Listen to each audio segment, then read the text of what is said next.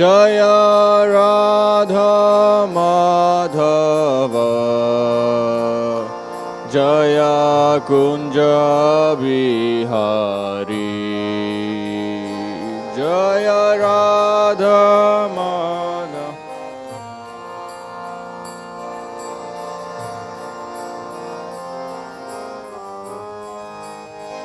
Hare Krishna Krishna Krishna Hare Hare Hare Rama Rama Rama Hare Hare Hare Krishna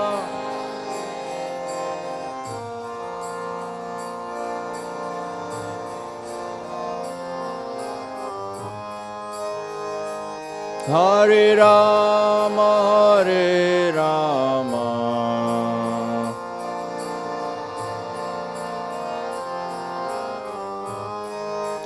Hare Krishna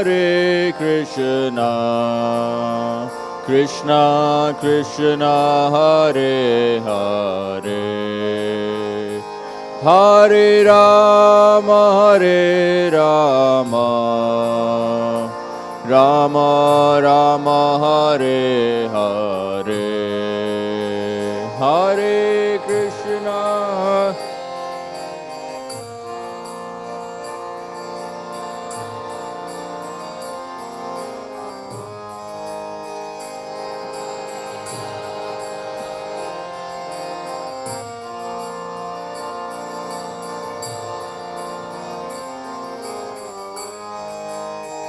Hare Krishna Hare Krishna Krishna Krishna Hare Hare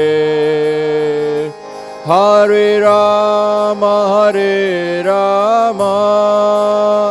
Rama Rama Hare Hare Hare Krishna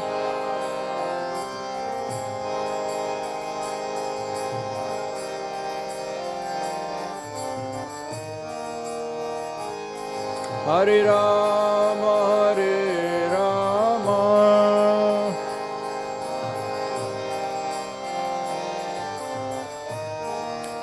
Hare Krishna Krishna Krishna Hare Hare Hare Rama Rama Rama Hare Hare Hare Krishna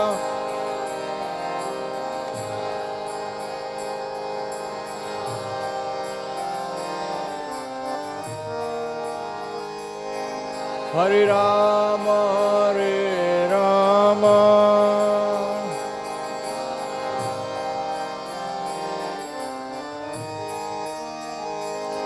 Hare Krishna Krishna Krishna Hare Hare Hare Rama Rama Rama Hare Hare Hare Krishna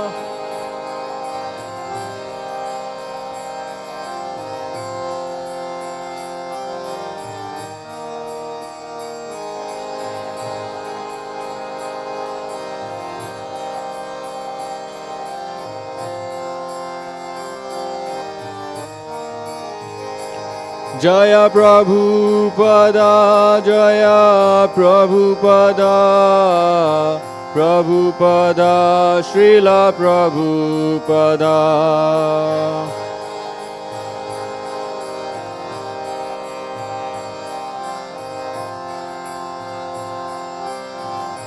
Nitai Gaura Haribol Haribol Haribol Nitai Gaura Haribol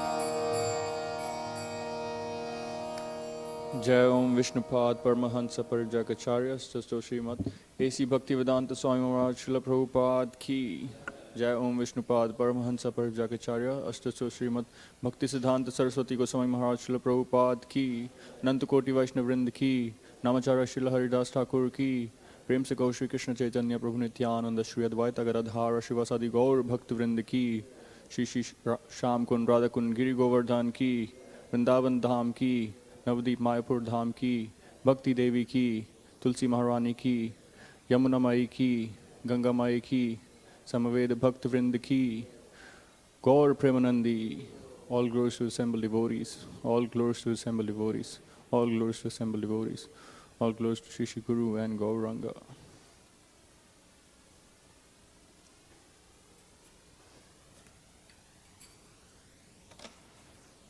Om Namo Bhagavate Vasudevaya.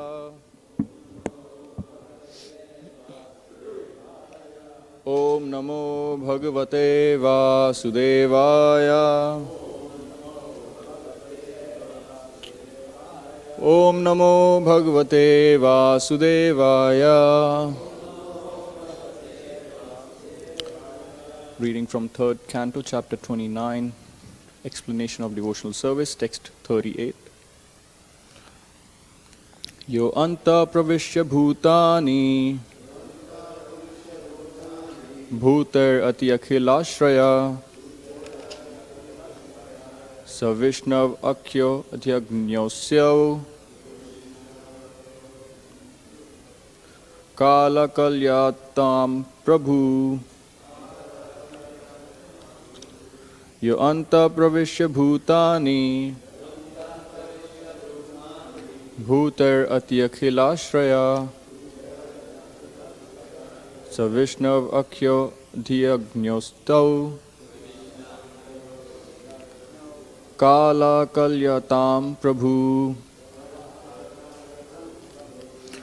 Yo anta praviśya bhūtāni bhūtair atti akhilāśrayaḥ sa viṣṇv-ākhyo dhiyajño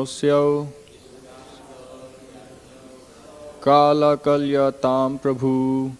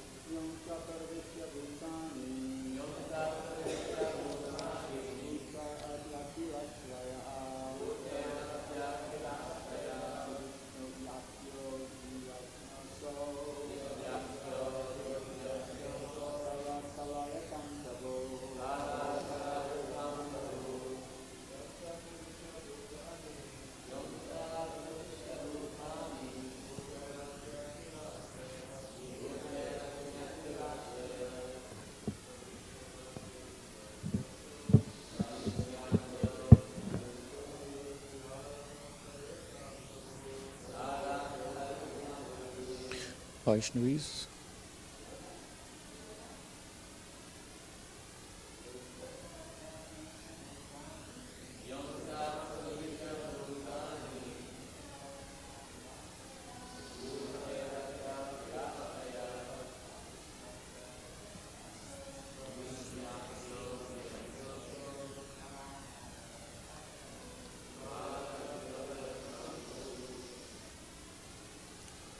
Ya, he who, antaḥ, within, praviśya, entering, bhūtāni, living entities, bhūtair, by living entities, atti, annihilates, akhila, of everyone, āśrayaḥ, the support, sa, he, Viṣṇu, Viṣṇu, akhyaḥ, named, adhiyajñaḥ, the enjoyer of all sacrifices, asau, that, kālaḥ, time factor, kalayatām of all masters, Prabhu, the master.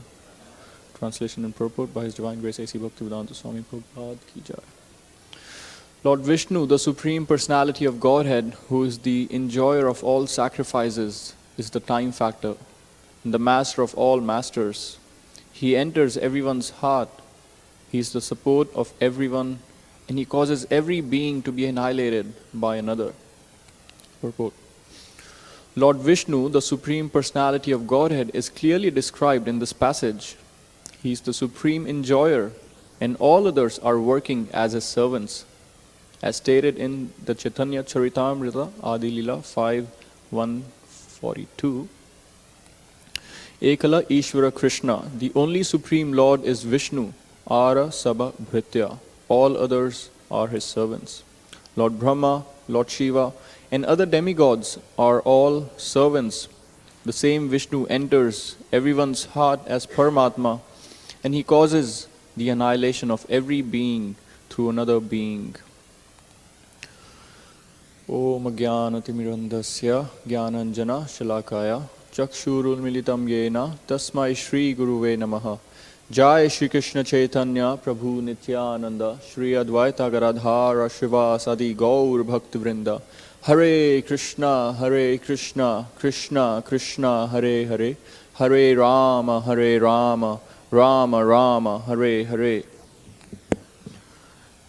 I would like to express my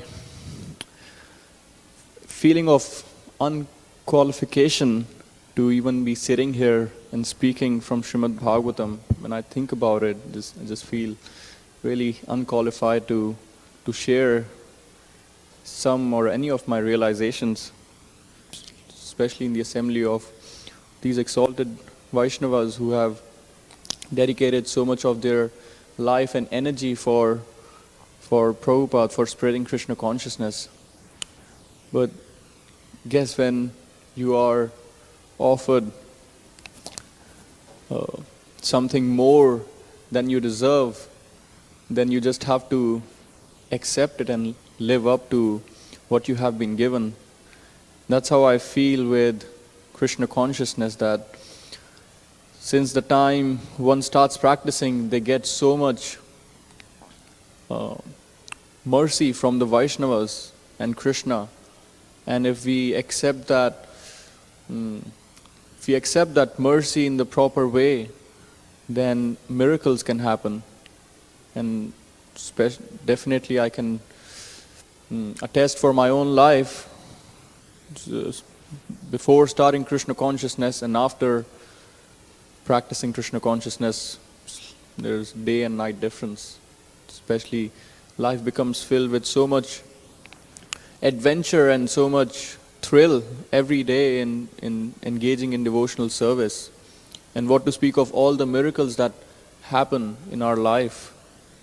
Just the fact that we are able to chant Hare Krishna Maha Mantra and follow the 4 regulative principles is a miracle in itself in this day and age where there's so much distraction, where there's so many allurements presented by the society. It can be really challenging, and it can be a test on our integrity every day. But by the mercy of Lord Caitanya, Lord Nityananda, somehow we are able to practice Krishna consciousness. And that's another miracle that we are seeing here, as we read yesterday, that Krishna is the time factor. And for one who knows that time is Krishna, for them there is no fear, for them there is no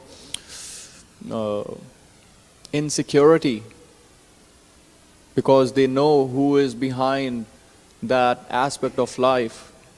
Just like we were hearing yesterday from Narayani Mataji, how for materialists, when death comes, it's just really shocking for them. They don't know what to make of it. And it's really scary. Just yesterday I was talking to a lady and she was telling how out of 3 kids, one of her daughter who was 4 years old passed away. And she was, in tears and, just not really knowing what to make of it, but trying to keep herself together. So people are really suffering without Krishna consciousness because of lack of knowledge, living in ignorance. They don't know what is death, what is the purpose of life, why does it all happen? Why do we have to suffer? Why do we have to go through these difficulties?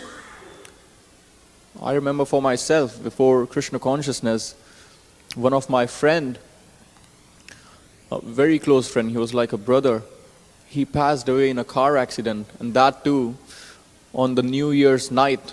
And I found out the next day or New Year's Eve, and then I found out on the New Year's Day, the 1st of January. And my first question was, or my first instinctive reaction was, why, how, what happened? Why him? Why all of a sudden? I thought that, okay, everyone lives their full span of life, and then one goes wherever they are supposed to go, maybe in the oblivion or just somewhere in the sky, in the stars or something. And so,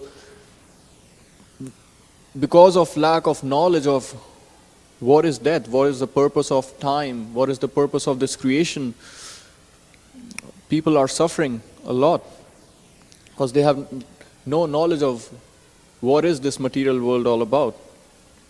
But as we heard yesterday, when we have that understanding, when we have that knowledge of what is the purpose, what are we supposed to do in this material existence, what are the lessons that we are supposed to learn, then we are able to make reversals, make challenging situations as a step up to come more closer to Krishna, to make more advancement. And that's what Krishna gives when we start practicing Krishna consciousness. Krishna gives us fearlessness. We don't feel any fear towards the material existence. As Prahlad Maharaj says that, I'm not really afraid of the material existence, not really afraid of material association, but what really hurts me or what really moves me is the suffering of the living entities. And so when we have that understanding that behind time, behind death, there is a person, and what is the nature of that person?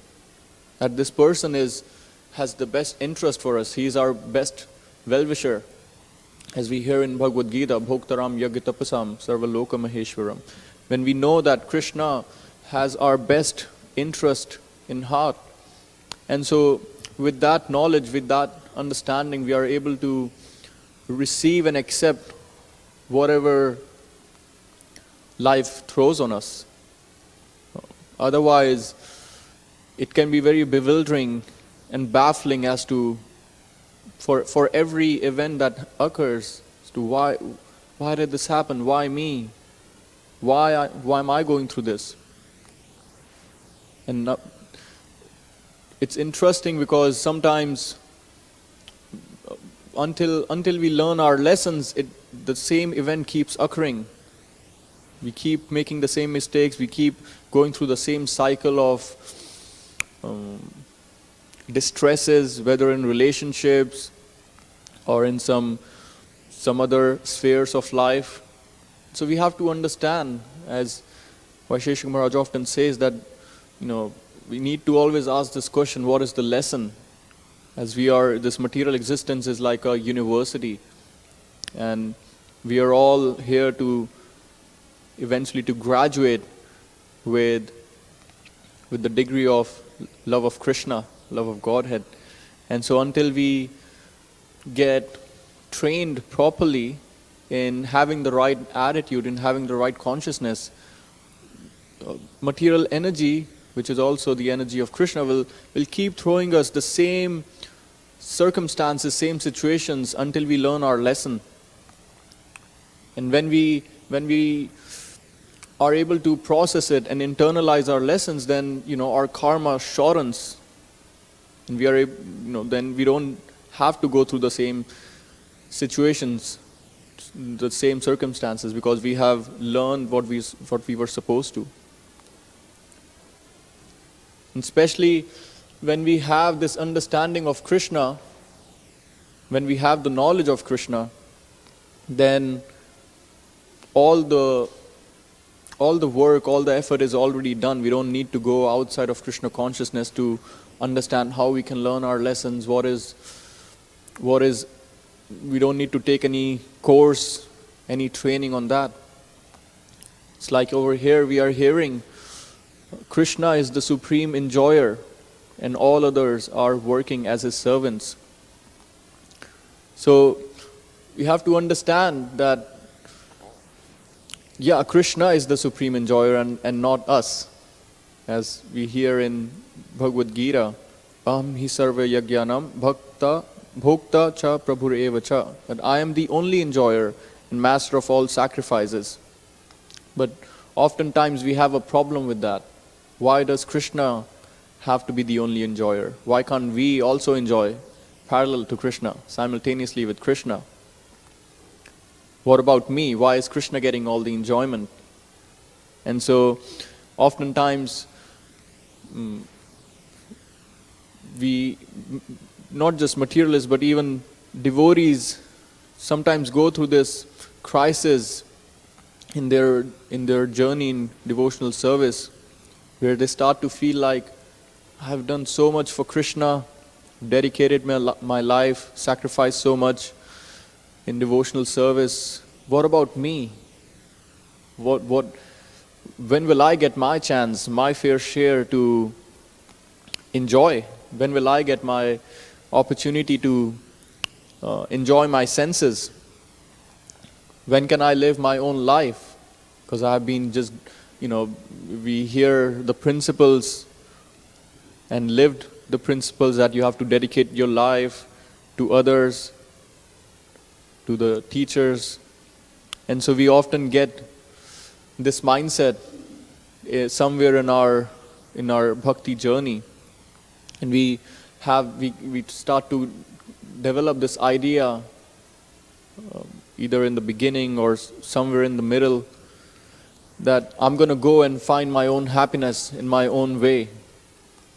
I'm going to reinvent the wheel and see what will make me happy. But we have to understand what Krishna has presented us in, and we hear in Bhagavad Gita that we can't really be happy in material world, as Krishna certifies the material world as an impermanent place that is full of miseries, dukhalyam ashashvatam. And so we have to make peace with knowing the fact that material world is not a place for happiness and enjoyment. In one of the lectures in New York, Prabhupada was roaring like a lion one time, saying that if you are optimistic about material life, then you are an animal. Meaning that if you have this sense that material life, that if you have this idea that I can find happiness with my body and my mind, if I can find satisfaction with my senses, then I will be happy in this world, then you have an animalistic mindset. You are living like an animal. So if we are optimistic and very positive about, yes, everything will be all right in the material world, everything will be good, if not now, then later, only once I get this thing or that thing, then we are living like animals in more or less way. And so we have to understand that yes, material life is full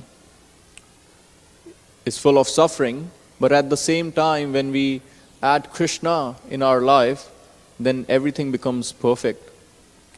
And so we actually have to maintain some degree of pessimism. We have to be to some degree pessimistic towards material life in order to keep practicing Krishna consciousness. Because that gives us, it's always a reminder that this place is not meant or not designed for enjoyment and for happiness. And so we eventually have to make peace with the fact that if we want actual happiness, if we want real happiness, then we have to go deeper. We have to go beyond the body. We have to go beyond the senses to find that real happiness. But oftentimes we get hung up in this idea of doing our own thing and being the controllers and going out of our way to find our happiness. And we oftentimes have this idea that if Krishna is enjoying, then why can't we? But it is said in the Shastra that we are also enjoyers, but we are not direct enjoyers like Krishna. We are indirect enjoyers. Just like Prabhupada would often give the example of supplying foodstuff to the stomach. And when the whole body works in giving food to the stomach, then the whole body is nourished. And so similarly, when we bring our focus in serving Krishna, when we put our energies together in satisfying Krishna's senses, then automatically our senses are also nourished. We also feel satisfied. Tasmin tushte jagat tushtam, that when we give pleasure to Krishna, we are also nourished. But it can be a really difficult thing for us to understand, that how can I get happy by giving happiness to Krishna? We have to understand that we are part and parcels of Krishna. We are connected with Krishna, and because we are tiny in nature, when we assist in Krishna's pleasure, then naturally because of that connection, we also get that same pleasure. Just like in a wheel, there are multiple spokes and there is one hub. And when all the spokes are connected with the hub, then they are serving its purpose. But when, if each spoke tries to do his own thing without the hub, then wouldn't really make any sense. And so because of lack of Krishna consciousness in the world, people think that, okay, I'm going to do my own thing, you do your own thing, what's the problem? You get what you want, I'll get what I want. But that's not how material happiness works. Because in material happiness, if you get something, then the others are not getting what you wanted. So if you get that job, somebody else didn't get that job. If you get this partner, somebody else didn't get that partner. So if one person's happiness is other people's suffering, is other people's distress. So we have to understand that we have to understand that in material existence there is no happiness per se. What we think of happiness is just illusory creation in the mind that we think is actual happiness. And that's why when we make attempts in material existence to find happiness, but it's all just a shadow, it's all just a reflection, we get frustrated because there is no substance, there is no tangible enjoyment in it. It's just like trying to, try to just grab a shadow or grab a reflection in the water. Wouldn't really have any kind of exchange. And so when the fish is out of the water, no matter what the fish tries to do in its attempts, it will always be futile. And so similarly, without Krishna consciousness, we try to do so many different activities. We try to pursue so many different career, relationships, travel opportunities, this, that, the other, hoping that if not this, then this activity, if not this partner, then this one or that one. But unless we understand the nature of ourself and the nature of the Supreme Self, Krishna, then we can't really find happiness, we can't really be fulfilled. Just like Prabhupada would give another example of the screw. When the screw or a bolt is connected with the machine, then it's serving its true purpose in making the whole function, whereas a screw on the street is useless, has no value. So when we focus our human energies, our intelligence, our resources for serving Krishna, for trying to understand Krishna and giving pleasure to Krishna, then automatically we are satisfying ourselves. And not just ourselves, we are satisfying the whole creation, we are satisfying all the living entities, including the demigods. As Srimad-Bhagavatam says in the 4th canto, Yatha taror mula nischanena tripyanti tat skanda bhujopashakha pranopahara cha yathendriyanam tathaiva sarvahanam achyutejya. That by pouring water on the root of a tree, by worshipping Krishna, by engaging in devotional service, one automatically satisfies all the living entities, one automatically satisfies all the demigods. One does not have to go out of their way to satisfy this person, this department, that department. And so for one who is intelligent, they will try to think, how can I best serve Krishna? What is the best way to serve Krishna?